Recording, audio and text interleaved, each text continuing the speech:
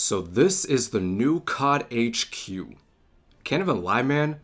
I really love this setup, even though it does take longer for you to be able to get into a specific game that COD HQ backs.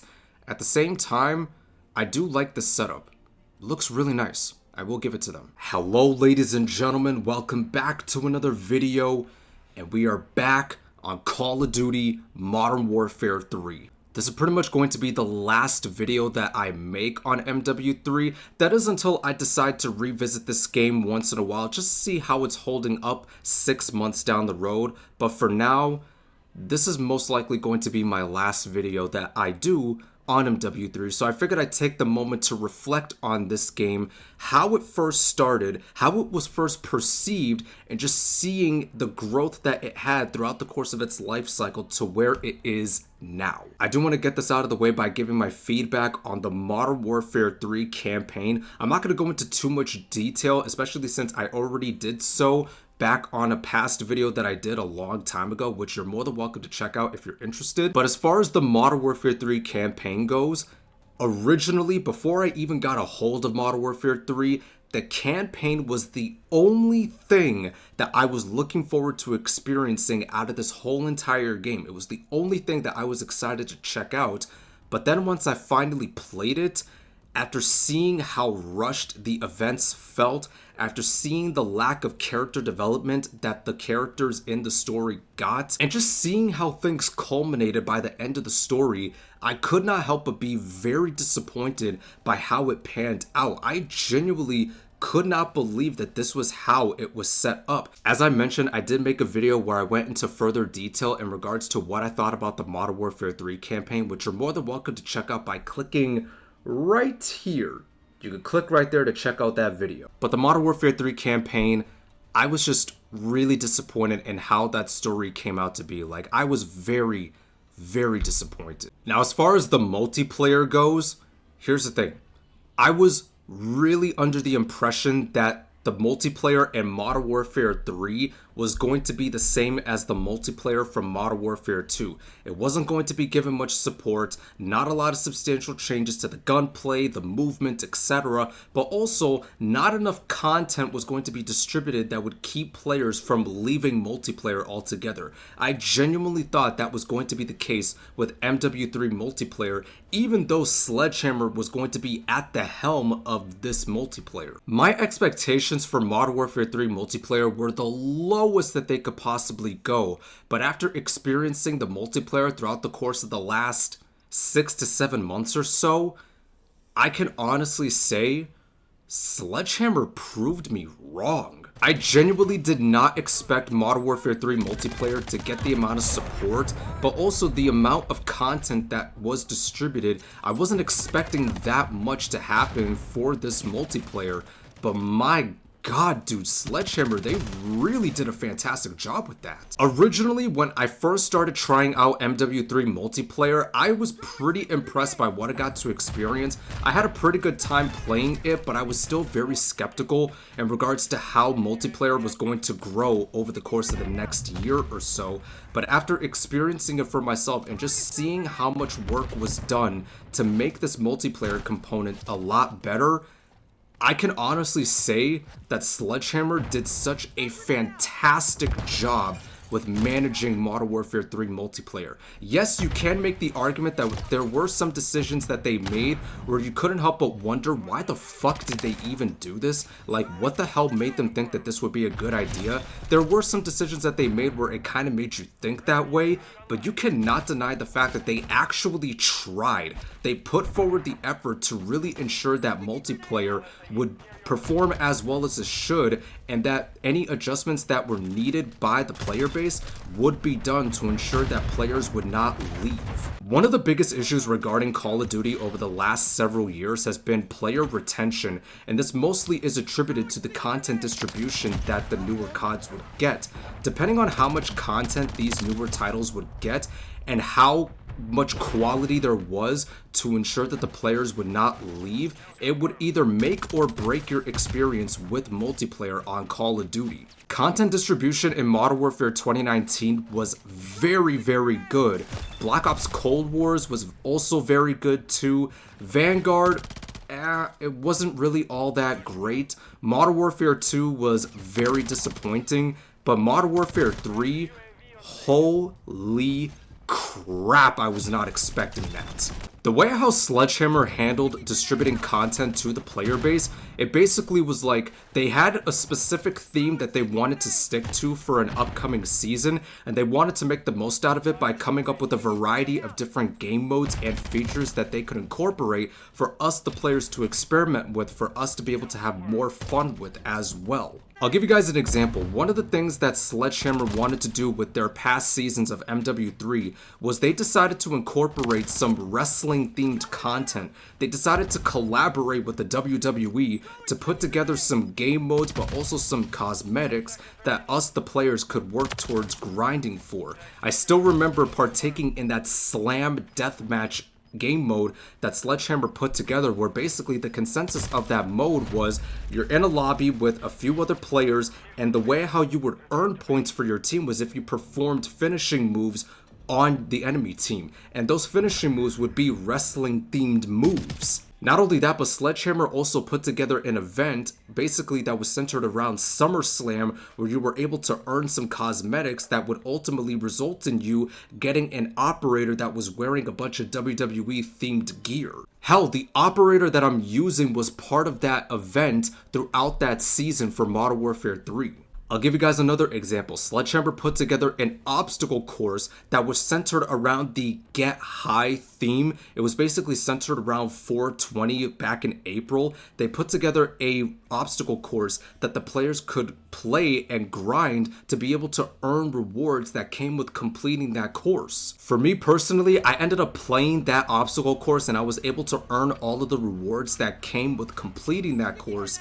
And I can honestly say that this was unlike anything I have seen in my time of playing Call of Duty. I was very impressed by what Sledgehammer put together when putting together that obstacle course. The point that I'm trying to make is that with the content that Sledgehammer distributed throughout the life cycle of MWIII, I cannot begin to tell you just how much fun I had indulging in the game modes, the weapons, and the events that came with playing those seasons and those specific events.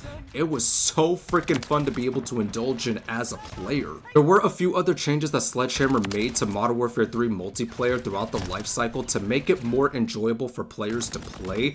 Like, I remember early on in the life cycle of the game, when slide canceling was being advertised as a feature that was returning, a lot of players who experimented with slide canceling, they noticed that there was a delay. There was like a few second delay after you canceled your slide, and a lot of people were calling for Sledgehammer to remove the delay altogether. And what did they do? They removed it, and now slide canceling feels just as fluid as it did in the past CODs, more specifically Modern Warfare 2019. Not only that, but Sledgehammer also ended up adjusting the majority of the Modern Warfare 2 weapons to make them viable for multiplayer in this game, so that way there's more variety for players to indulge in rather than just having to stick to using MWIII guns.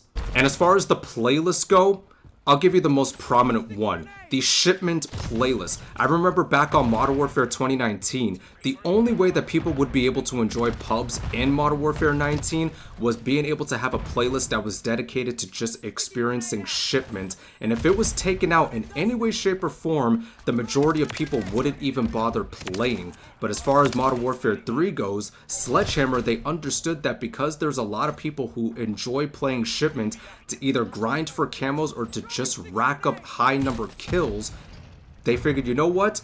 Why don't we just make a dedicated playlist to shipment, or at the very least, put together a mosh pit where they're playing on other small maps. I could go into more detail explaining the level of support that Sledgehammer gave to us, the community, throughout the life cycle of Modern Warfare 3, but if I had to sum it up, I will say Sledgehammer did such a fantastic job in terms of their content distribution, the adjustments that they made to the gameplay, and just overall considering what we the fans wanted to see Modern Warfare 3 multiplayer become even better and enjoyable than how Modern Warfare 2 came out to be.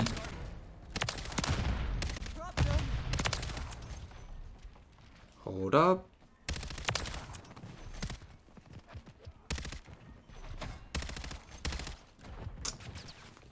Come on.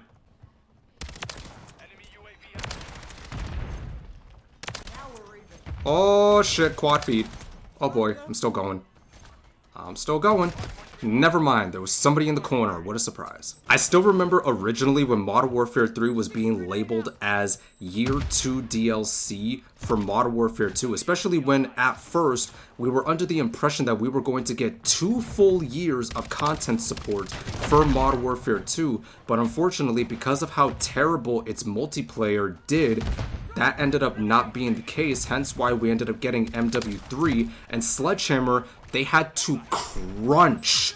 They had to develop Modern Warfare 3 as a whole within 16 months. This game wasn't even able to be given enough dev time to ensure that it would be properly fleshed out with enough content for us, the players, to indulge in.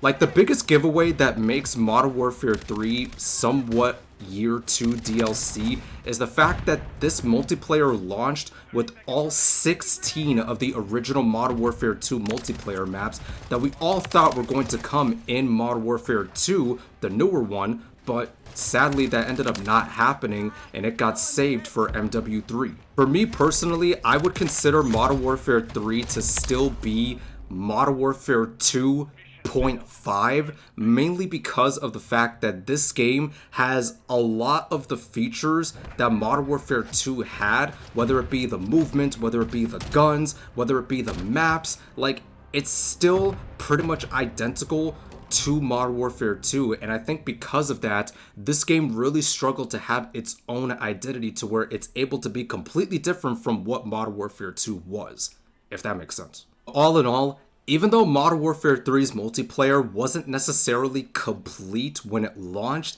at the same time, I do gotta give props to Sledgehammer for putting forward so much effort to make multiplayer in this game as fun and as enjoyable as it has been all along, especially when you take into account that Sledgehammer had to suffer layoffs at some point throughout the life cycle of this game. There was a good number of employees that got laid off at that studio, but even then, the people at Sledgehammer, they came together, they put together the amount of content that they did, they made the adjustments necessary, and they did everything in their power to make this multiplayer as enjoyable as it did. I know I've been repeating myself in that regard over and over again, but I'm just trying to make a point here. As far as Modern Warfare 3 Zombies goes, look, after playing a good amount of zombies throughout the course of the last 6 or 7 months, I can confidently say that this is basically DMZ just with a zombie themed to it. A lot of the gameplay elements that you experienced in DMZ and Modern Warfare 2 definitely made its way over to Modern Warfare 3, even though it was given some changes to really make it seem as if this is an actual zombies mode that you can indulge in. I was genuinely hoping that Modern Warfare 3 Zombies would get a good amount of support to where it would get a good amount of content for players to want to continue playing zombies, but unfortunately, that just wasn't the case. And to make it even more sad, Treyarch ended up announcing early on in the life cycle of Modern Warfare 3 that they had to pull out of developing any future content for zombies on this game because they had to put together the finishing touches for Black Ops 6, so they left it to Sledgehammer to take care of the rest.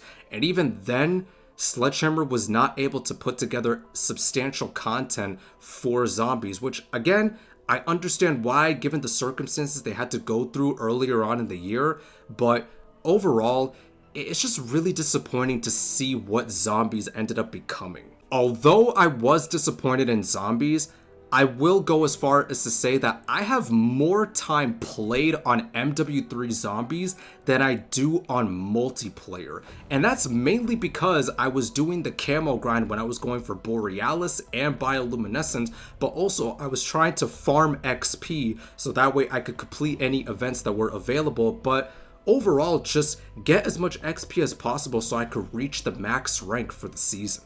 You know what? I'll show you guys my combat record so you guys can get a good idea as to how much time I spent on Modern Warfare 3. Stats on Modern Warfare 3 multiplayer, I have 11 days, 8 hours, and 4 minutes played. I have also played a total of 2,245 games. My KD is a 0.98 because I'm so mediocre at this game, but pretty much it was just due to the fact that I was doing the interstellar camo grind, and some of the weapons that I used were really annoying. My win-loss ratio is a 0.76. My highest kill streak was 27. My highest kills in a game was 155. My most used weapons in multiplayer was the Striker SMG, the Superi 46, and the Striker 9. As far as assault rifles go, I spent a whole lot of time using the BP-50. LMGs, I used the Bruin MK9. SMGs, the Striker. Shotguns, the Riveter. The sniper rifles, the KV Inhibitor. Okay. Marksman rifles, I used the DM56. And as far as the battle rifles, the Sidewinder. A little fun fact, the Striker SMG was also my most used weapon back on Modern Warfare 2019. And the fact that that still remains the case with Modern Warfare 3, oh man, things just don't change. My most used equipment was definitely the sticky grenade, as it was in past Call of Duty titles. And my most used kill streak was the SAE. I'm not even gonna lie, dude, the SAE, it's pretty good half the time, but then at other times it's not really all that good, but I still enjoyed using this kill streak. The game modes that I spent the most time playing was Kill Confirmed, Domination, Hardpoint, and Team Deathmatch, but again, I would mostly attribute to that amount of time spent playing those game modes to when I was doing the camo grinds. And as far as zombies goes, I have a total of 13 days, 18 hours, and 21 minutes played. I've deployed 457 times.